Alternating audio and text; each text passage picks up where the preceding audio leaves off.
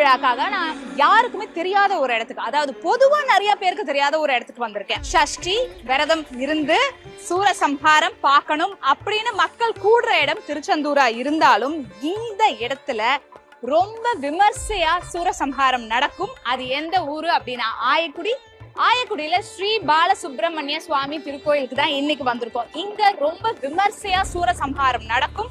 அதுவும் நீங்க இதுவரைக்கும் பார்க்காத விதமா இருக்க போகுது. பொதுவாவே சூரசம்ஹாரம் அப்படின்னாலே வேடம் அணிந்து முருகர் வருவாரு, ஆனா அது ஒரு பொம்மையா இருக்கும், அத சூரசம்ஹாரம் செய்வாங்க. ஆனா இங்க மனிதர்களே வேடம் அணிந்து வந்து நடக்கிறது தான் ஆயக்குடி பாலசுப்ரமணிய சுவாமி திருக்கோயிலோட சூரசம்ஹாரத்தோட ஸ்பெஷலே.